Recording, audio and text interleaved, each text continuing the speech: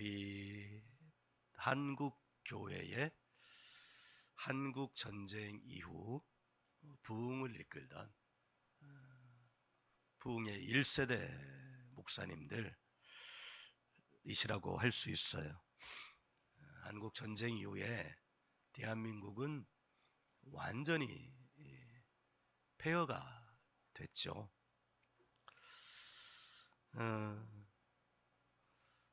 그래서 대한민국이 오늘날 세계 10위권의 경제 강국이 된 것은 기적이라는 말 외에는 설명할 길이 없습니다. 그리고 그 기적의 배후에는 교회가 있음도 사실은 부정할 수 없습니다. 부정하면 안 되는 거죠. 한마디로 역사에 대한 배은망덕이죠.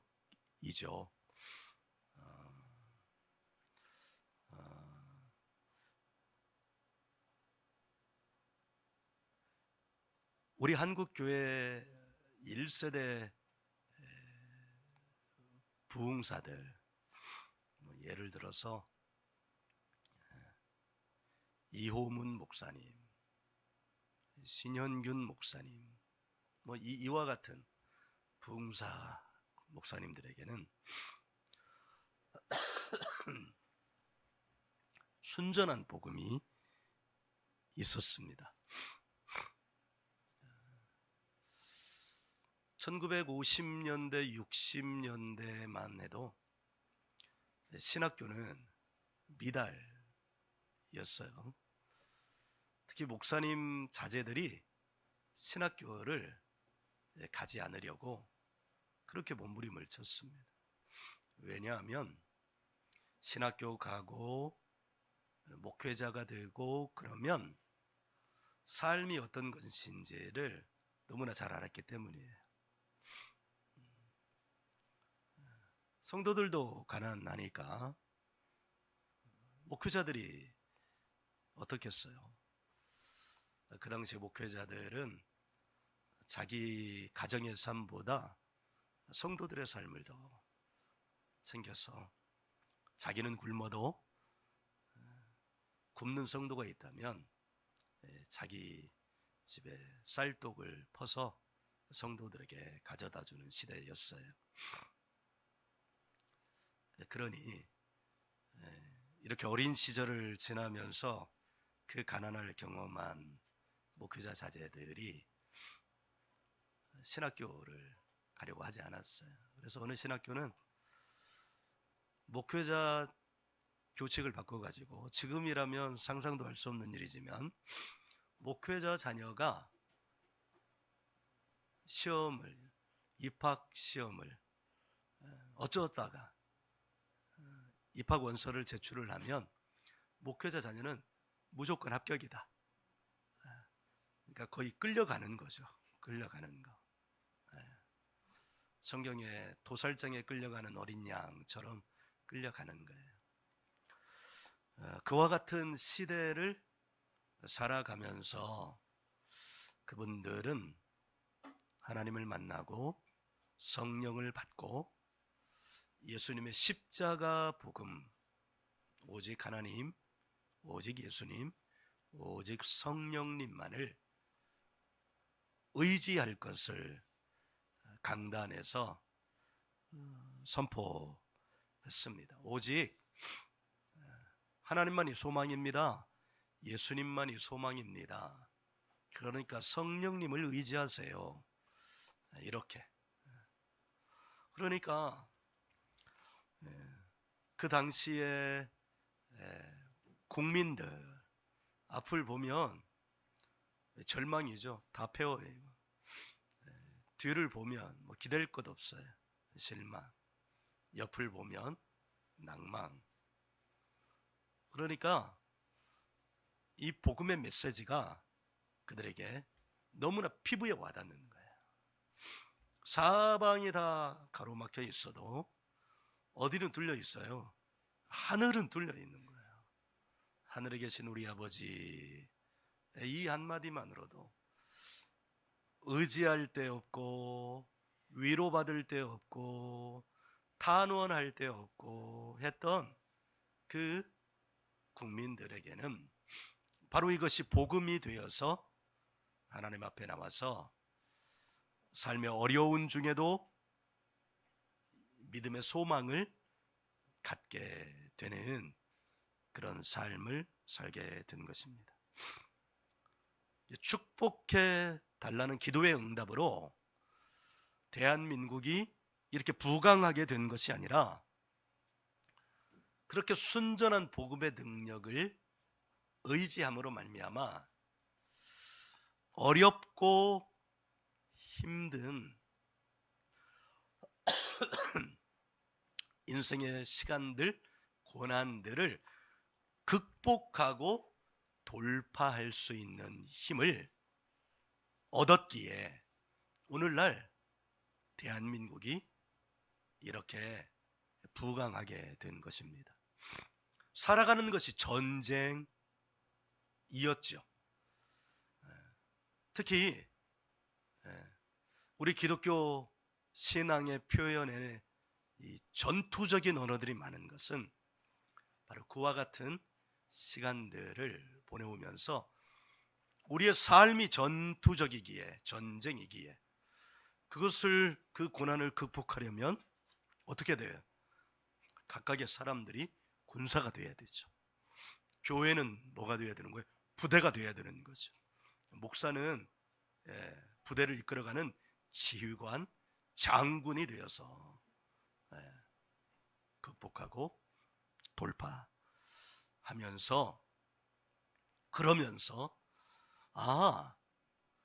고난의 극복이, 고난의 돌파가 내게 있는 능력으로 되는 것이 아니라 고난의 돌파가, 고난의 극복이 하나님이 함께 하실 때, 예수님의 십자가를 깨달을 때, 예수님이 약속하신 성령님이 임하실 때 그게 되는 것이구나 라고 하는 것을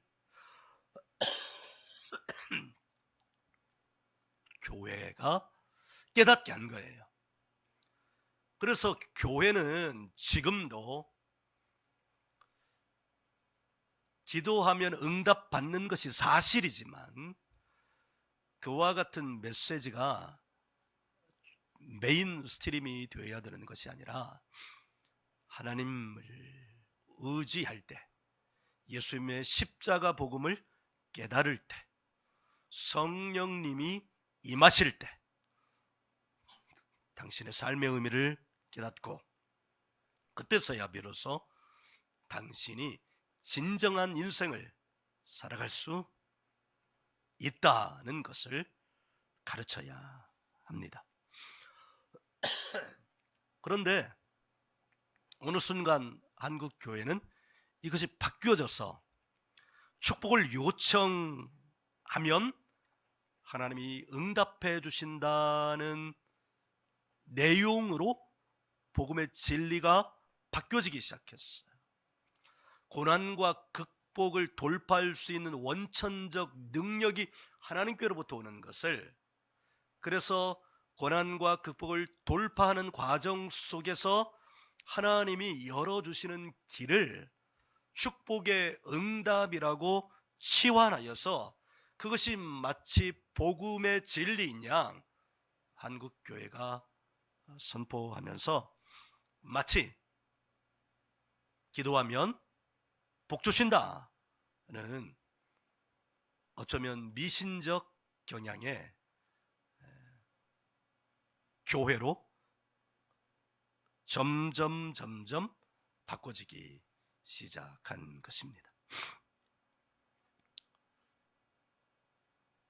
그 같은 것이 기독교 신앙인 것처럼 강단에서 선포되기 시작하면서 성도들은 복음의 진리가 그 안에 없게 되면서 이제 이렇게 부강한 나라가 되고 보니 굳이 기독교 신앙이 내 삶의 가장 중요한 메시지일까라는 의문을 갖게 되는 거예요. 이제는 기도하고 요청하지 않아도 잘 먹고 잘 사는 거잖아요. 대한민국 역사상, 이 한반도 역사상 지금의 대한민국이 가장 잘 살고 있잖아요. 가장 부강한 나라이잖아요. 그런데 지금 교회는 여전히 그렇게 변개된 가짜 복음을 강단에서 외치고 있다면 교회는 이 땅에서, 한반도에서 자연스럽게 사라지고 말 것입니다.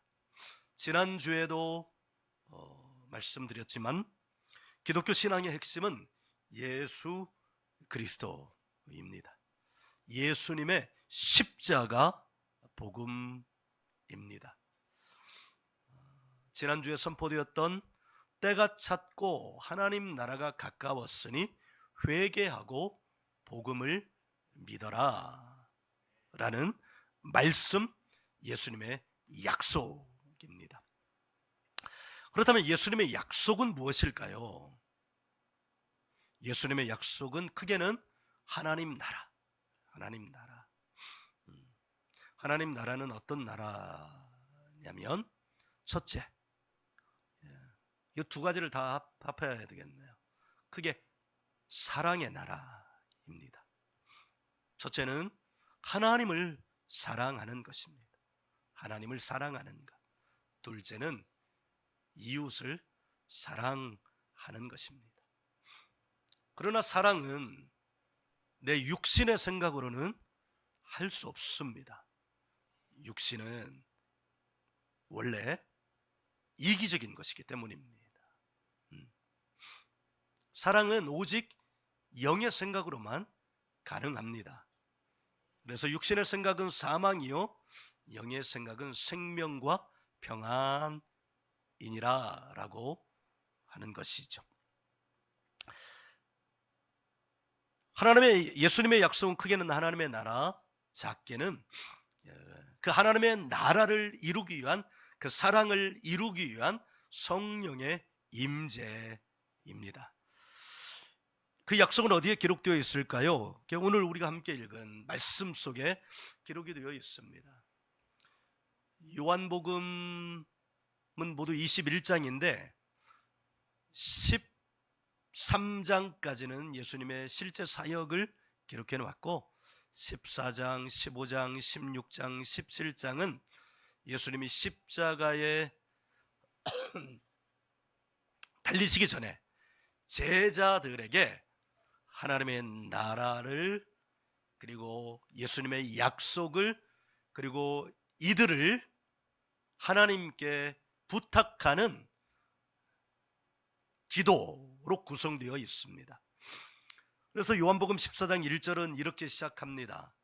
요한복음 14장 1절을 우리 같이 한번 읽어보시죠. 함께 읽습니다.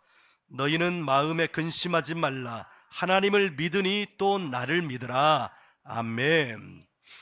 네, 제가 직장 생활을 잘 하다가 하나님이 저를 만나 주셔가지고 기도하게 하시고, 너 기도하는 그 문제 해결하려면 신학교 가라. 그래가지고 신학교를 입학을 했어요.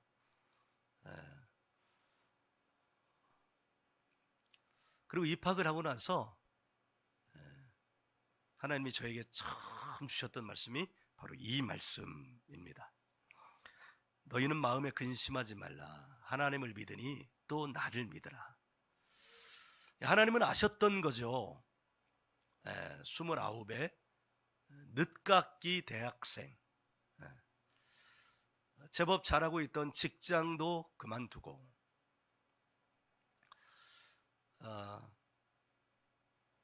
월급을 많이 받지는 않았지만 그 받은 월급으로 동생들의 등록금도 조금씩 주면서 살았던 제가 그 모든 것을 다 할 수 없게 되었잖아요. 하나님의 말씀을 따라서 용기 있게 믿음으로, 그 당시에는 사실 걱정 같은 게 눈에 보이지 않았을 때이죠. 그때 하나님은 제 속 깊은 것을 아셔서 분명히 아셨던 것 같아요. 그리고 첫 번째 주신 말씀, 너희는 마음에 근심하지 말라. 하나님을 믿으니 또 나를 믿으라. 이 말씀을 주셨어요. 나중에 알고 보니 저희 어머니 돌아가시고 나서 저희 어머니가 남기신 유품과 같은 성경책을 보았더니 저희 어머니가 가지고 있는 성경 가운데 바로 이 구절에 밑줄이 진하게 그어져 있더라고요. 저희 어머니는 하나님을 믿고 난 이후로 오직 하나님만을 의지하면서 사셨어요. 그렇게 살지 않으면 안 되는 상황이라고 본인이 인식하셨던 것 같아요. 삼남일녀, 경제적으로는 여의치 않았던 것 같고요. 키우려니까 오죽했을까 싶습니다. 근데 이제 신앙을 가지셨고 그러면서 저희 어머니는 초졸의 학력인데 저희 어머니는 새벽형 인간은 아니셨어요. 저녁형 인간이셔서 저녁에 일과가 다 끝나고 나면 밥상 작은 거 있잖아요. 거기에다 성경을 펼쳐놓고 읽으시면서 기도하셨어요. 제가 나중에 저희 어머니 돌아가시고 나서 그 밑줄 그어진 그 말씀을 보면서 나의 신앙의 유산이 우리 어머니께로부터 온 것이 확신하구나라고 하는 것을 다시금 깨달았습니다. 오늘 본문에 예수님이 약속하시는데 16절 보면 우리 같이 한번 읽어보죠. 내가 아버지께 구하겠으니 그가 또 다른 보혜사를 너희에게 주사 영원토록 너희와 함께 있게 하리니 아멘. 이게 바로 십자가를 지시기 전에 이 땅에 남아있을 당신의 제자들에게, 당신을 따르려고 하는 사람들에게, 아니 당신을 따르는 사람들에게 예수님이 남기신 유언과 같은 약속의 말씀이에요. 예수님 자신이 하나님께 요청하겠다는 거예요. 하나님, 보혜사를 보내주십시오. 다른 보혜사. 여기 다른 보혜사. 그러면 기존의 보혜사가 있다는 것 아니에요? 그 기존의 보혜사는 누굴까요? 예수님 자신이죠. 근데 예수님은 떠나셔야 되는 거예요. 그래서 보혜사를 보내주시라고 내가 간절히 구하겠다고 약속을 하시는 거예요. 그리고 여기에는 어떤 확신이 있냐면 내가 구하면 하늘에 계신 아버지는 그 약속의 보혜사를 보내주실 거야 라고 하시는 말씀입니다. 그런데 이 보혜사가 바로 성령님입니다. 이 성령님이라고 번역하는 이 보혜사는 히브리 헬라 말로는 파라클레토스라는 말인데 돕는 자, 중재자, 변호자, 위안자라는 뜻입니다. 그러니까 성령님의 역할을 이 뜻 안에서 우리가 찾아낼 수 있는 거죠. 성령님의 첫 번째 역할은 돕는 자입니다. 예수님께서 오셔서 병든 자를 도와주시고 인생의 의미를 잃은 자를 도와주시고 귀신 들린 자를 도와주시고 말씀이 필요한 자를 도와주셨던 것처럼 성령님의 역할은 예수님의 도우심이 필요했던 사람들처럼 필요한 사람들을 도와주시는 것입니다. 그러니까 교회가 전해야 되는 복음은 당신이 가진 이 어려움의 문제를 도와주실 분이 있습니다. 해결해 주시는 것이 아니라 도와주실 분이 있습니다. 누구든지 살아가는데 어려움이 있으면 옆에서 누가 도와주는 사람이 있으면 너무 좋잖아요. 그분이 바로 예수님이십니다 라고 하는 것을 정하는 거예요. 근데 그 예수님의 사람이 된 다음에는 누가 도와주시냐면 성령님이 도와주신다는 거예요. 보이지 아니하시는 성령님이 도와주십니다. 둘째 역할은 중재자입니다. 하나님과 성도 사이에 중재 역할을 해주시는 거예요. 로마서에 이 말씀이 너무너무 잘 기록이 되어 있는데, 이 말씀은 여러분 꼭 기억해야 되는 것이, 한번 찾아보죠. 로마서 8장. 로마서 8장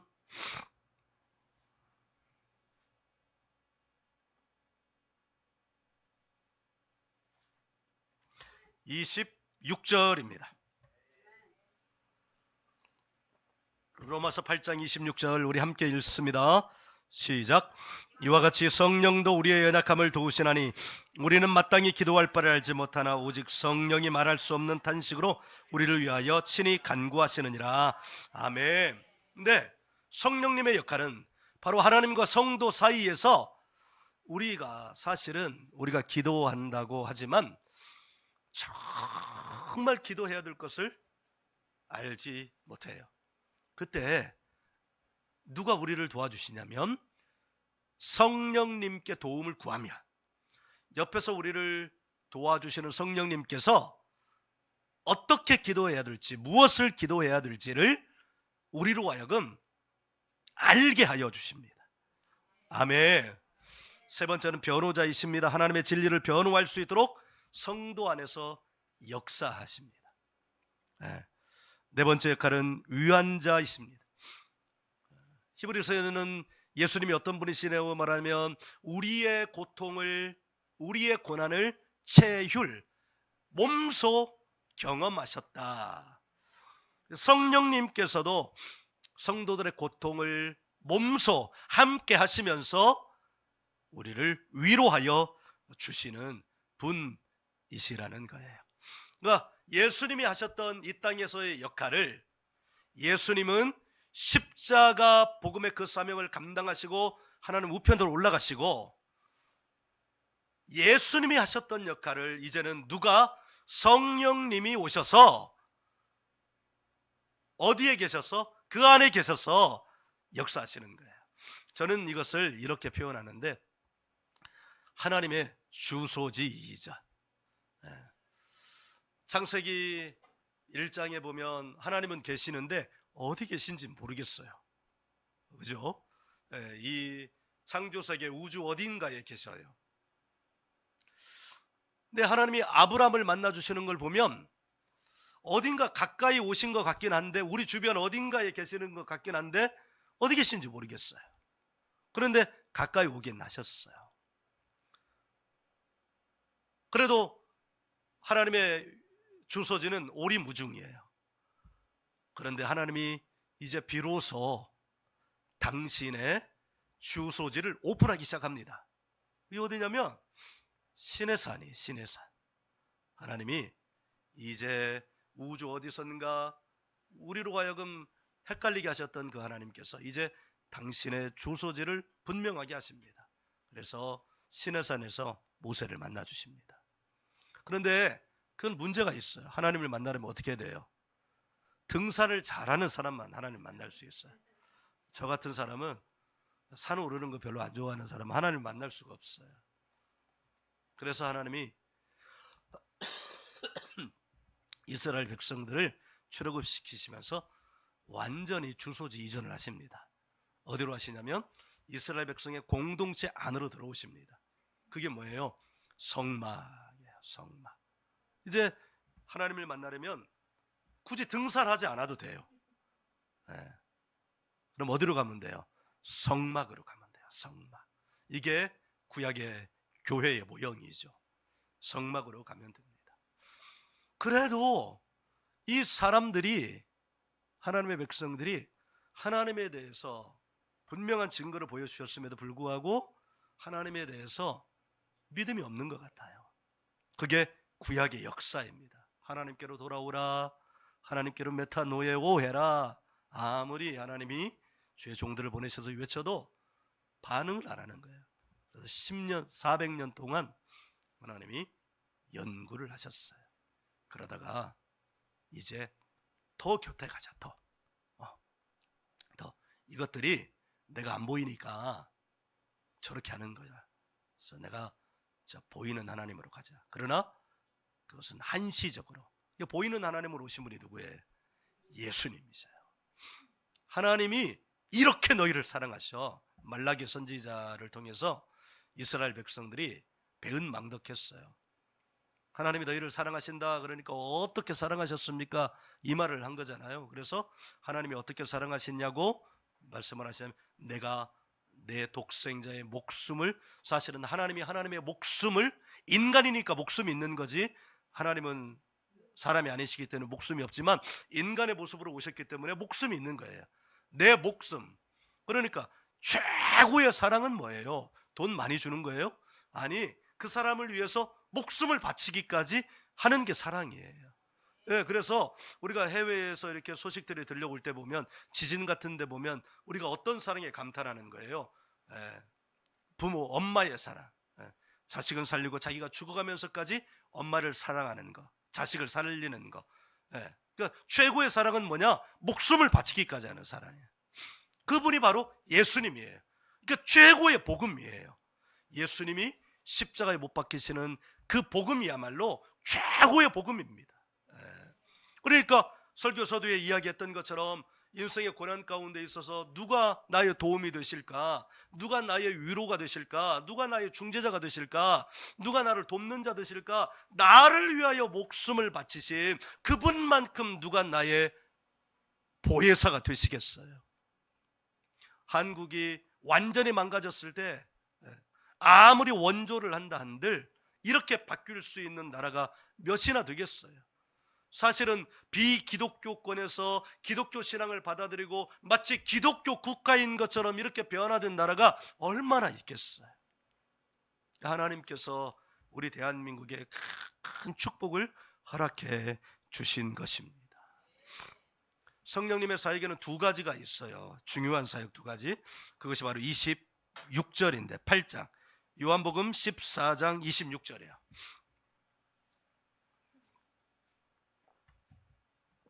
요한복음 14장 26절 같이 읽어요.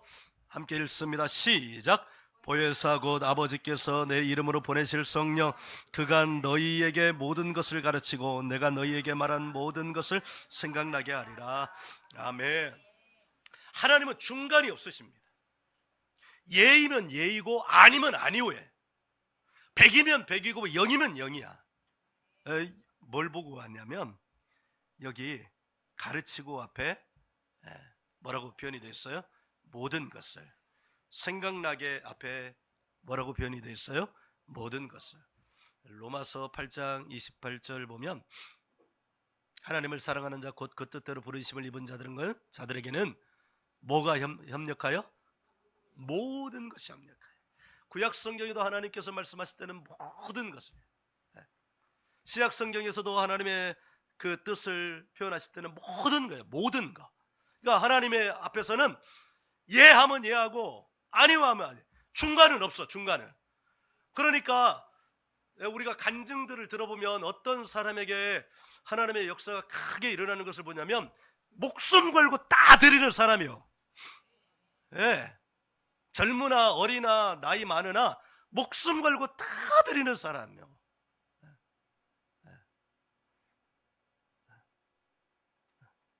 왜? 하나님도 자기 전부를 내놔요. 전부. 하나님 자신의 목숨, 인간이든 예수로서 하나님 자신의 목숨을 십자가에 죽이신 것은 전부를 다 드린 거 아니에요? 그래서 하나님은 전부를 좋아하신다. 이 시대에는 교회 안에서도 전부를 말하면 무슨 소리예요? 이렇게 말하는데, 여러분, 전부를 다 하나님께 내드리는 그런 신앙이 된다면 그 사람의 인생은 완전히 다른 인생이 될 것입니다. 어떤 인생이 될지는 모르겠어요. 그 사람에게 가장 적합하게 하나님이 그 사람을 이 땅에 보내실 때 그 사람을 통해서 하려고 하셨던 그 일을 하나님 반드시 하실 것입니다. 그 일이 경제의 영역이면 경제의 영역에서, 정치면 정체에서, 문화면 문화에서, 종교면 종교에서, 우리 삶의 모든 영역 속에서 하나님께 자신을 전부 내어드리는 사람에게는 하나님이 하나님의 전부를 그 사람에게도 다 내어드려서 그 사람이 몸담고 있는 그 영역에서 하나님의 나라를 이루게 하실 줄로 믿습니다. 우리 교회도 그것을 꿈꾸기를 원합니다. 네. 사람에게 성령님이 임하시면 두 가지 중요한 변화가 일어납니다. 첫째, 거기 보면 모든 것을 가르치고, 성령님이 하시는 역할, 보내실 성령, 그가 너희에게 모든 것을 가르치고, 즉 하나님 나라의 일을 알게 됩니다.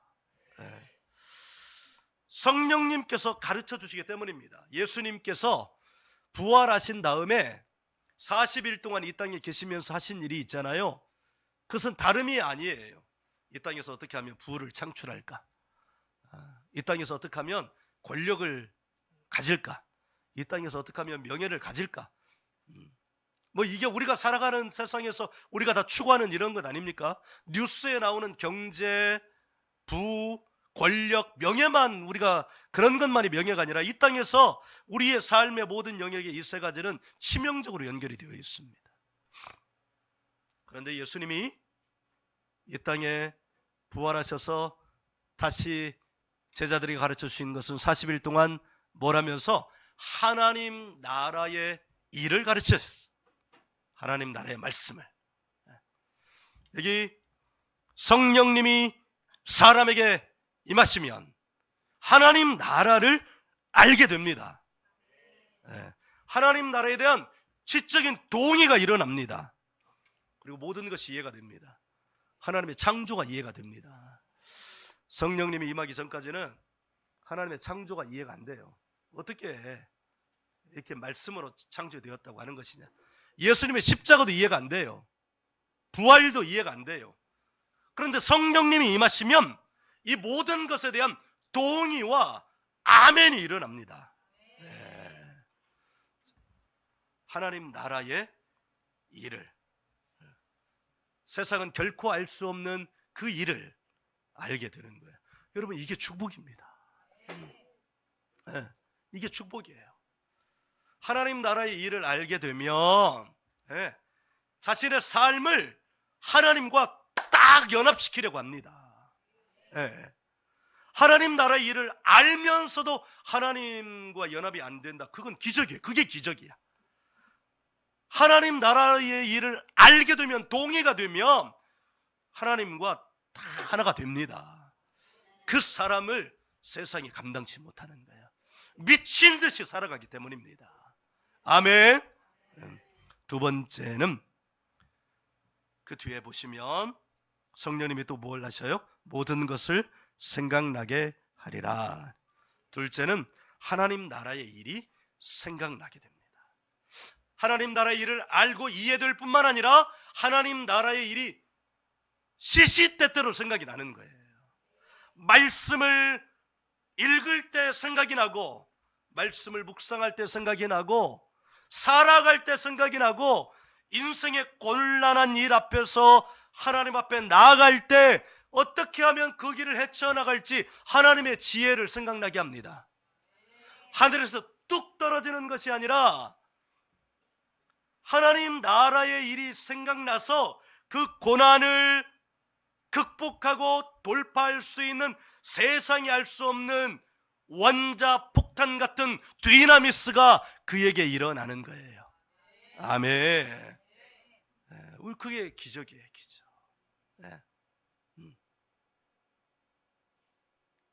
예수님이 그래서 약속하시는 게 뭐냐? 예수님이 하셨던 일을 약속하시는 거예요. 성령님을 약속하셨습니다. 오늘 말씀해 주면 이게 성령님이 임하시면 당신이 새로워집니다인데, 성령님이 임하셔서 하나님 나라의 일을 알게 되고 하나님 나라의 일이 생각나서 그렇게 살아가는 사람은 그 이전과는 완전히 다른 사람이 돼요. 완전히 다른 사람. 그래서 그 사람이 거듭났다고 말하는 거예요. 겉모양은 똑같아요. 그런데 그의 지성, 그의 감성, 그의 의, 모든 게 달라졌어요. 새로워졌어요.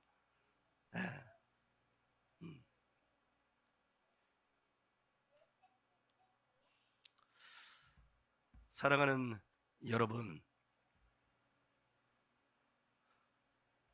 그래서 예수님이 부활하시기 직전에 다시 이렇게 말씀하시는 거예요.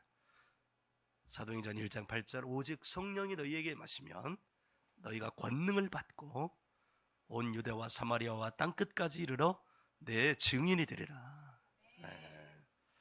성령님이 임하셔서 하나님 나라를 알게 되고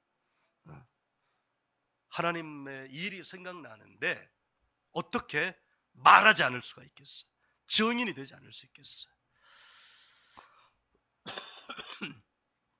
네.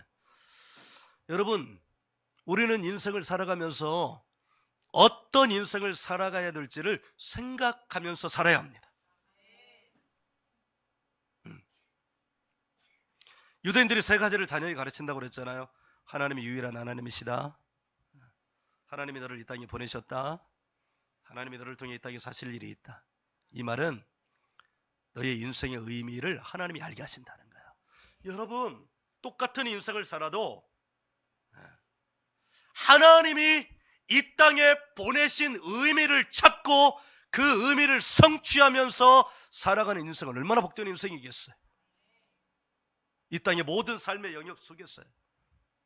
똑같은 인생을 살아도 삶의 의미 없이 태어난 김에 사는 인생이라면 그 인생 너무 고통스러운 인생이에요. 고통스러운 인생.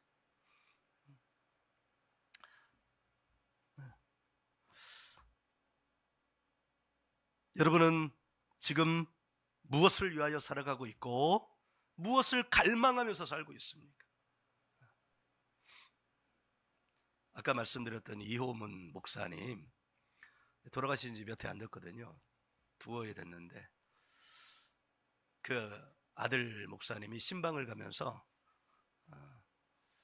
아버님하고 같이 이제 가시게 됐대요. 신방 받으려고 하는 분이 아버님하고 오랫동안 함께 하셨던 분이기 때문에 그 아들 목사님 그러시더라고요. 자기 자랄 때 아빠랑 아버지랑 대화를 별로 못했대. 아버지가 딱 바깥에 딱 쏟고 오셔가지고 집에 돌아오면 별로 말씀이 없으셨대요. 그러니까 아버지와 아들의 관계죠. 서먹서먹해 아버지와 아들의. 우리 상렬이가 그럴지 모르겠어요. 집에 이제 차를 타고 가면서 아버지한테 물어봤대요. 아버지, 성령님은 어떻게 받아요? 그랬더니 이 목사님이 이렇게 말씀하셨대요. 연로하신 목사님이 사모해야 받지. 사모해야 받지. 성령님의 임하시면 그 인생은 그걸로 끝입니다. 모든 것이 다 이루어진 겁니다. 성령님이 임하시면 그 사람은 이제 지금 죽어도 여한이 없는 겁니다. 살아가면서 해야 될 모든 걸 이룬 겁니다. 그런데 성령님이 임하시고 나서 하나님은 그 사람을 그대로 목숨을 거둬가지 않으십니다. 왜냐하면 성령님이 임하시고 나면 그때부터 그 사람을 통해서 하나님이 가르치시고 알게 하시는 모든 일들을 항하셔야 하기 때문에 그의 사명이 끝나기 전까지는 그의 목숨을 거둬가지 않으시는 줄 믿습니다. 네. 그러니까 성령님을 갈망하십시다. 성령님을 사모하십시다. 성령님을 인정하시고 말로만 인정하시지 말고 간절한 부르짖음으로 간절한 기도함으로